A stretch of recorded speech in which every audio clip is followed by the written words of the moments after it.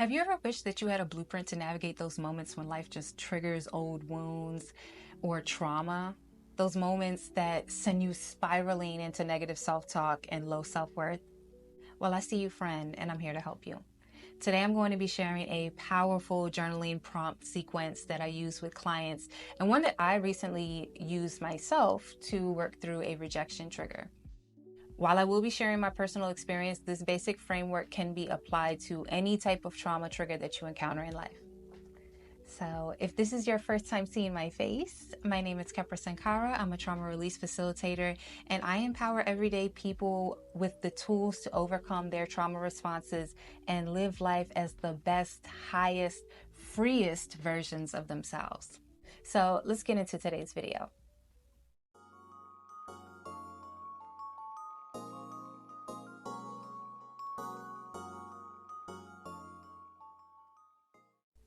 No matter where you are or how long you've been on your healing journey, there will always be situations that trigger tender parts of you. The true marker of how much progress you've made on your healing journey isn't how long you've been doing your inner work or how long you've been in therapy, but how you respond to triggers in real time. Take a few moments to analyze how you handle times of frustration and uncertainty. Situations in which you have less control than you'd like. Do you tend to lash out, get angry and tense, and do or say things that you later regret? Or do you internalize the frustration and get depressed? Are you allowing yourself to fall back into the groove of old neural pathways, old habits, old ways of reacting? Or are you reaching for the higher path? Are you reaching for new, healthier ways of responding, new tools, new habits, creating new neural connections and neural pathways, and putting new internal and external support systems in place? Notice what pushed you into the behavior you tend towards, and how during such times you found ways to rationalize your behavior. Now, I invite you to create some distance so that you can see through those rationalizations. That's how you can truly gauge your growth, by how differently you're showing up and responding to similar triggering situations. Okay, so quick story time to set the stage for why I even decided to make this video and share this prompt sequence with you in the first place. So recently, I called a close friend after having not talked to them for several days. Now, mind you, this is a friend that I usually talk to every day, multiple times a day, most days. But they went on vacation for their birthday, and I wanted them to fully enjoy themselves. I wanted them to be fully present in their experiences during their vacation. So I didn't call or text them during their time away. And I felt so proud of myself and my growth out of my codependent tendencies and behavioral patterns that I had been a slave to in the past. But yeah, I didn't feel an urgency to talk to them during our time out of contact with each other. I was feeling good. I was like, okay, growth. So on their return date, I gave them a call.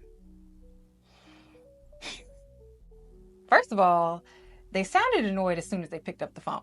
And I tried asking questions about their mood and their trip to kind of get a conversation going, but they were just giving me stale, very direct, very sterile one-word answers without expanding or even trying, not even making an effort to continue the conversation. And it honestly felt like they didn't really want to talk, and that brought up some feelings that were really uncomfortable that I didn't want to have to continue subjecting myself to or have to deal with at that moment.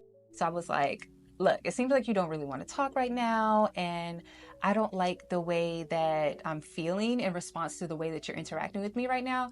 So I'm just going to figure out myself for a little bit, and yeah, you get home safe and we'll talk another time. So I got off the phone. Whew. Okay.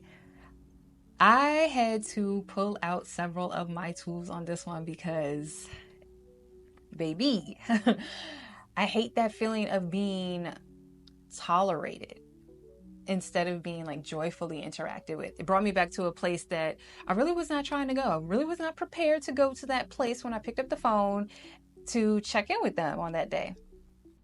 So, first of all, I took a moment to breathe deeply and connect my mind with my heart, my emotions, and my body. I did some yoga postures to open up my heart and my hips.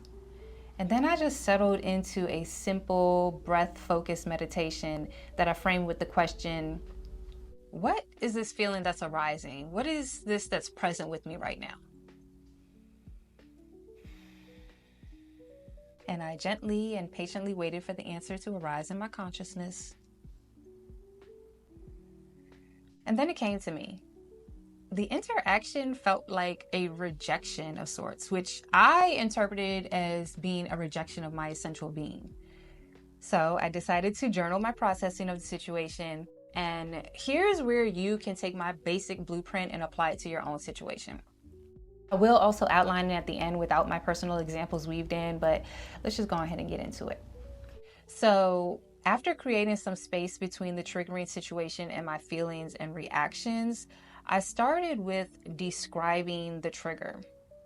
So you can see here that I wrote in very simple terms, not receiving reciprocation and engagement in conversation with a central figure in my life, being stale, not trying to continue the conversation. Simple enough. So for you on the other side of this screen, you want to keep the description of the trigger direct and concise here without adding in emotions. Like just write as if you're a reporter, just stating the facts of the triggering circumstances. Then I jotted down what feeling and emotion arose, or multiple feelings and emotions usually arise at once as a result of that trigger. So what emotions were triggered? Now you include how you're feeling emotionally. So, for example, as you see here, I wrote feeling tolerated instead of being a welcome, joyful interaction, feelings of worthlessness, questioning my value, my worth, desirability on an emotional and intellectual level to another person. Then I started to think about where those feelings are rooted and when was the very first time that I experienced those feelings and emotions? Like when was the very first occurrence? So here I wrote, my parents displayed signs of being annoyed with my presence and attempts at interactions with them as a young child. And it felt like they were simply tolerating me because they had to. Now here I do want to note that commonality does not necessarily equate to causality. However, when we are speaking in terms of trauma triggers, and matters of the mind and emotions, and all of our experiences really, they leave a residue on the lens of our perception of the world. And it can distort our view of similar circumstances in the future. And that could be for the better or the worse.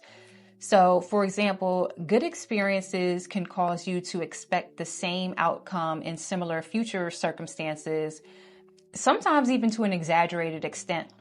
And the same is true of negative experiences. Negative experiences can cause you to expect a negative outcome in similar future experiences, even if several of the other variables in the situation has changed. So allowing yourself to take the time to process your experiences, especially triggering experiences, is like taking off your glasses for a moment and cleaning the lenses so that you can see clearly again and make better judgments from a place of neutrality about what you're being presented with in the current moment, and inform you how to appropriately respond or at least maintain your internal equilibrium. So now I invite you to explore how you have historically responded or reacted when faced with this type of trigger, or when these same feelings and emotions have arisen in the past. Here I wrote, I would strive to do whatever or anything to please the person, to make them change their perception of me from annoyance to happy to have around in order to prove my worth and value to myself. If they shifted positively, my despair and doubt was lifted, and if they remained indifferent or annoyed, my self-esteem would plummet and I would go into a downward spiral of negative self-belief and self-hate. So we're just increasing awareness of the old pattern with this question. You can't change what you aren't aware of. So this step is really important for your own self-study and research purposes. Then I asked myself to recall what self-talk came up during and directly after the triggering event. Being aware of your self-talk can give you valuable clues as to what programming is really at the root of your trigger and show you where you still need to pour some love and healing work into yourself. I listed out the self-talk that arose during the rejection wound trigger. I wrote, "They don't like or love me. No one really likes or loves me. I'm not like or lovable. Everyone only tolerates me. No one wants me around. I'm boring. I have nothing of value to offer. I'm a worthless waste of space in life." Okay, that one was kind of dramatic. And also, they have other, better, more interesting people in their life to spend time with that they wish that they were with or talking to right now. So even reading that aloud, none of those made me feel good. And you can see how this kind of self-talk can easily send you on a downward spiral and fast. Then I asked myself, are these statements even true? No. I know lots of people love me and are happy to spend time with me and value the experiences and conversations and knowledge that I bring to the table. Just taking a moment to question my self-talk brought back some rationality to my mind, and it was really grounding for my then agitated spirit. Now I invite you to explore, what purpose is the specific way that I respond to this trigger serving for me? How is it serving me? For me, in this particular situation, it was an attempt to control how people view and experience me, to be seen favorably by everyone. It was an attempt to disprove my trauma programming that I am worthless, unlovable, and a bad person, and to prove that I am worthy of love, of friendship, acceptance, and the good things of life. The next thing I suggest doing is attempt to step outside of yourself for a moment and see things from a bird's eye view. I asked myself, what's another possible reason that the triggering circumstance played out the way that it did? Here I listed some possible scenarios that could have caused my friend to act the way that they did. They could have been processing something in their own life and didn't have the bandwidth to pursue an in-depth conversation. They might have had someone in the car with them who was influencing their reactions. Or they might have been listening to music and my phone call interrupted their jam session. Look, I don't know, but it's possible that their reasons for interacting with me the way they did had nothing to do with me. We often get so caught up in what's going on with our own lives and internal interpretations of our experiences that we forget that other people are also going through and processing their own lives too. That's an issue with the main character syndrome. We tend to act as if only our thoughts, our feelings, our wins, our problems are of any concern, and that everyone else is just a side character that doesn't really have a full and intricate life experience as well. So stepping outside of yourself and having some empathy and compassion for what the other person may be experiencing is a great way to stop the crazy train from running off track and muddying your mental and emotional landscape with phantom imaginings of negativity, indifference, and especially malice. The next question I asked myself was, how did you or how can you respond differently than you have historically? So this is where you can take a moment to reflect and either give yourself some credit or take some accountability and commit to showing up differently in a more elevated manner in the future. So as you can see here, I wrote, I didn't try to get their approval or try to please them to validate my own self-worth.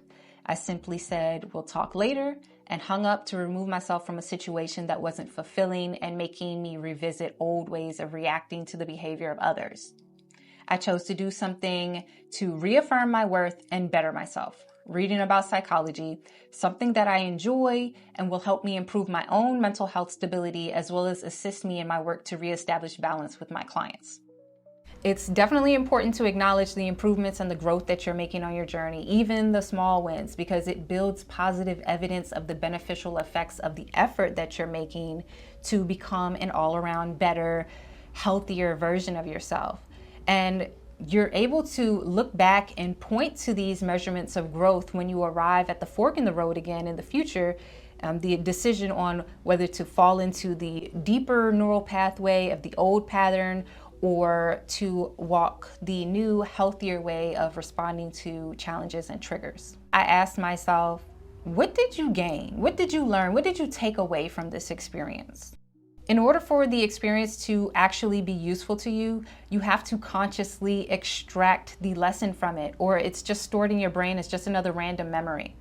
To store it as a core memory or a turning point in your life, you have to intentionally distill the value from it that you will put to regular use from that moment on. Here I wrote in response to the question, what did you take away from this experience? I know that how other people respond to me is not always about me.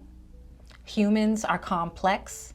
When I do get triggered, I welcome this experience with gratitude, as it is pointing to a part of myself that is calling out for attention and healing, for love. I appreciate this for the growth opportunity that it was. The interesting thing about memory is that it isn't always 100% factual. It's highly subjective. How you remember an event or experience is extremely dependent on your mental and emotional state and your level of emotional intelligence at the time of the event being recorded into your memory bank. So, for example, imagine two siblings recalling their shared 10th birthday party. The sister might remember it as a disappointing day because she didn't get the exact gift that she wanted. She was just focusing on that one moment of letdown. But the brother might remember it as the best party ever because his best friend showed up and they had an amazing time playing games. It's the same event, same circumstances, but their emotional states and focal points at the time created two vastly different memories. So reframing the experience as something that was actually beneficial to you, that helped you become a better version of yourself, stores the memory with those bright associations, and thus you're more likely to reach for it in your mental archives when you need an example again in the future of the positive possibilities of walking down this new neural pathway of taking action from an emotionally regulated response that you've created, as opposed to falling into the groove of the old dysregulated way of responding to similar events or similar triggers. Finally, with this experience and the information that you learned about yourself and the lesson that you gained from the experience in mind, what commitment for continued growth and progression can you make to yourself? I will not take everything personally. Oh, and by the way, to offer a cathartic ending to the story that I shared earlier, later on in that day, my friend spontaneously called me and apologized for being disengaged on the phone call and told me that they were just focused on doing something else at the time. They had a lot on their plate and they had just picked up the phone to make sure that I was okay and I didn't need anything, but they didn't necessarily have the capacity to have a full conversation at that moment.